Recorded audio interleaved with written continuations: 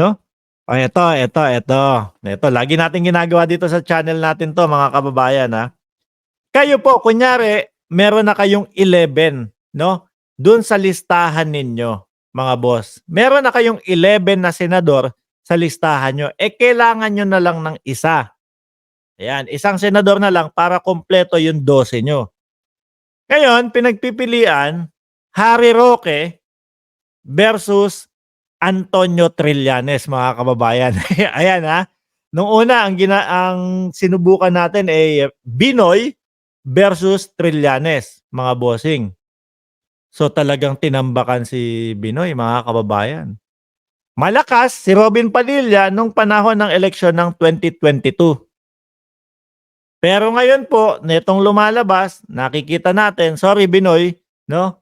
Ito ay nakikita lang namin, no? Na halos mag-lawyer na kay Kibuloy. Nako, bilang senador po, bilang leader ng ating bansa, mga kababayan, kailangan maging gitna po sila sa lahat ng bagay, mga bossing. No, although kaibigan po nila 'yan, kailangan maging patas pa din, lalo na at may sinasabing may naargabyado. So, tinry natin, sige, sa tingin nyo, sino ba? Kung 2025, kunyari, tapos na yung termino ni Binoy ng 2025, sino iboboto nyo? Trillanes ba o Binoy? Tinambakan si Binoy na mga kababayan. Kasi po, nalaman na yung kilos at nalaman na yung galawan sa Senado. Eto naman po tayo mga bossing. Harry Roque versus Trillanes. Mga boss. Kasi ngayon po mga kababayan, yung mga dating naririnig natin na sinasabi lang na ni Sentry, no? Senator Trillanes, dating Senador Trillanes, mga sinasabi niya lang. Aminin po natin, no? Ilan sa atin yung talagang nagsasabi na, naku, ito na naman si Sundalong Kanin. Magsasalita na naman. Naku, ito na naman si Trililing. Magsasalita na naman. Halos hindi na po tayo maniwala mga kababayan nung panahon na yon. Di po ba?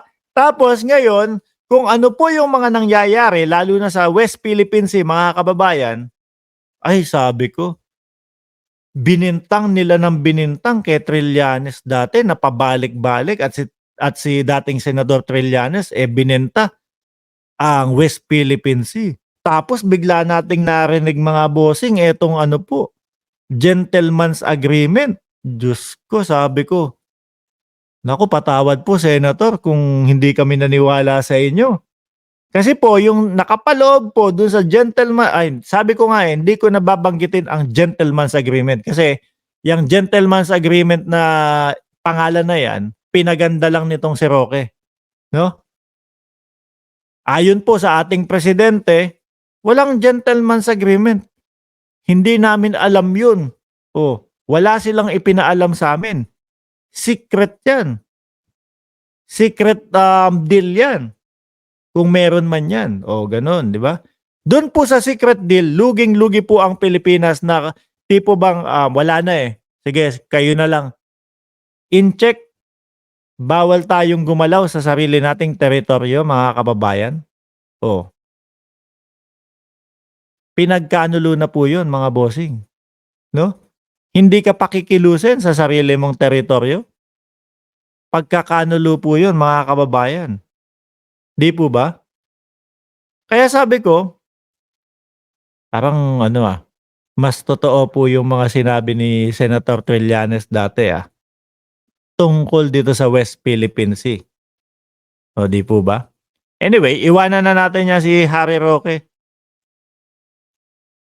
Grabe mag-vlog yan. Sabi pa, bakit, umpisa. Para kumbaga, para makuha yung atensyon ng taong bayan at para mapapaniwala na yung mga ginagawa niyang pagbablog, pagmamahal sa bayan natin. No? Sabi ni Melski, bigyan natin ng chance ang liberal. Ay, ako po mga kababayan, talagang kahit papaano doon sa mga liberal party, kahit papaano, bibigyan ko ng chance tingin ko si Senator Trillanes, mga bossing, no? Kasi sa nakikita ko po sa kanila, ngayon sa panahon na yon, parang dalawa ang oposisyon, eh. Isang oposisyon na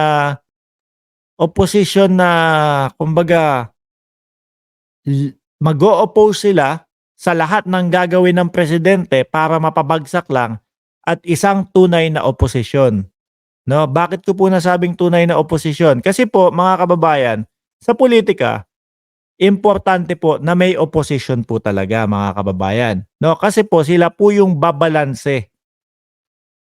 Hindi naman po porket, "Oh, yan sige PBBM PBBM ang nakaupo, oh, walang gagawing masama yan." Hindi naman po tayo puwedeng umasa ng gano'n kahit po mahal natin ang presidente. Kailangan pa din po may magche-check and balance sa politika. Yun po ay nakikita ko mga kababayan 'no, sa Liberal Party, 'no? Naging magaling po silang oposisyon, mga bossing. Eto pong nakikita natin dito sa mga opposition ngayon na biglang nagsulputan na dati kakampi natin biglang opposition, tipo po bang parang ano, parang opposition kami kasi gusto namin mapabagsak yan, gusto namin matanggal sa pwesto si Marcos. Gano'n ang nakikita ko po mga kababayan. Kayo po, kung pipili po kayo ng opposition mga bossing, panigurado naman po, eh, 'no, panigurado naman po sila Senator Trillanes, mga kababayan, magiging opposition pa din po 'yan, pero sa tamang paraan, 'no, sa tamang paraan, mga bossing. 'Yun yung nakikita ko, hindi yung, "Ayaw namin diyan, eh, gusto namin pumalit na si VP Sara diyan, eh." Oh, sige banat, banat, pulburon video, ganito, ganyan. Minsan mga bossing, 'no, ito medyo nawala-wala yung antok ko. Minsan mga bossing, sa pangalawa nating topic, iniisip ko 'no, hindi kaya si dating Pangulong Duterte din ang nag-uudyok kay Maharlika para gawin itong mga paninira 'no, kay Pangulong Bongbong Marcos? Kasi hindi po lingid sa ating kaalaman mga kababayan na ang dating pangulo po mga bossing, talagang gustong gibain si PBBM 'no? Yun nga lang, ang nangyayari po mga kababayan is ta-try, oh. Try ko kaya 'tong sabihin ko. Nasa watchlist ng PIDEA ang pangulo natin. Meron tayong bangag na pangulo. Ayun, 'di ba? Try 'yun, tinry sa Davao. Nakita nila, nakita ang reaksyon ng taong bayan mga kababayan, mga bossing, chief amo, sir, ma'am. Atras sila ngayon. Saglit lang. Negative ang taong bayan sa ginawa natin. Kaya po nung Cebu, iba ang tono nila. Kumambyo po mga kababayan, kambyo! Bakit kumambyo? Maliligwak sila ng tuluyan, 'no? Isa pa, pagkatapos po nung sinabi ng dating pangulo sa Davao yon mga bossing, 4 na oras o 5 oras, sabay press back ang PIDEA na wala pong katotohanan na nasa watchlist namin ang ating pangulo. Kung pipili tayo 'no mga bossing, kung sino papaniwalaan natin between PIDEA at Maharlika, mga kababayan, napakadali pong sagutin. Do'n tayo sa mismong ahensya ng gobyerno mga kababayan, although hindi ko papalampasin 'to, si Lasso meron talagang video mga bossing, 'no? Meron talagang video na talagang medyo do'n sa usapang trapiko, pero gagawan natin ng content 'yan mga bossing. Hindi na kumbaga pumokus muna tayo dito sa ano, sa talagang PIDEA, pinatunayan ng PIDEA, sinabi ng PIDEA wala kaming ganyan. Wala kaming, wala sa narco list o wala sa watch list ang dating pangulo. Tapos yung kabila na pipiliin niyo, Maharlika. Nagpaulan ng tawag dito, pagbibintang kay Abel Bacudio mga kababayan, na binibigyan daw at sinusuhulan daw ni Abel Bacudio ng Rolex si Sandro Marcos. Nung ipapakita niya na yung ebidensya, tingnan niyo, ay wala na pala. Gano'n. Halos lahat ng inilalabas walang ebidensya. mga bossing, kaya napakadali pong pumili, mga kababayan, kung sino ang papaniwalaan. Ano? So naisip-isip ko, hindi kaya si Pangulong Duterte na din, no? Ang nag-uutos dito kay Maharlika, mga bossing, 'di ba? Kayo po na sumagi po ba sa isipan ninyo 'yon, mga kababayan? Pero alam nyo si Banat Bay, sabi niya. Yan si Maharlika, ano yan, Trojan horse dito yan sa DDS eh. Paano po mga kababayan? Ewan ko kung hindi napapansin ng mga DDS vloggers to, no? Yung pagdikit-dikit po nila, yung pag ano tawag doon? Pa, pa pagiging gullible nila, no? Dito sa mga inilalabas ni Maharlika. Parang makakasira para sa kanila 'yun, mga bossing no? Lalo't lalo na po walang mailabas talagang mga ebidensya. Tignan niyo yung pulburon video. Dun sa vlog niya kagabi, mga kababayan.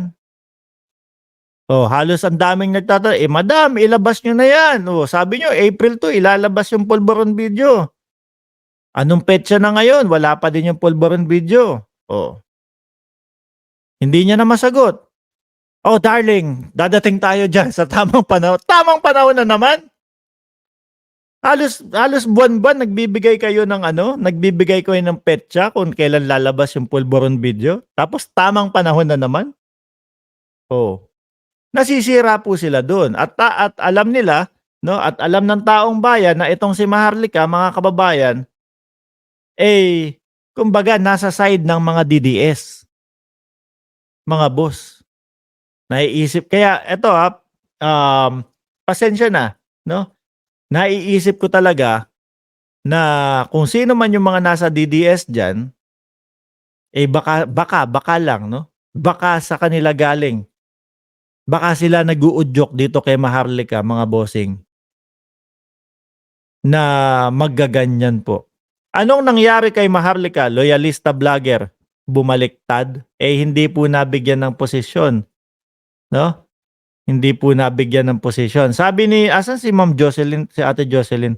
Bato, kala ko naman may babasahin akong comment sa'yo. Pa-like and share. Salamat, Ate Jocelyn. Kala ko may babasahin akong comment sa'yo eh. Sabi ni Babaero, maghintay ka sa mangyari kung sino ang tagal.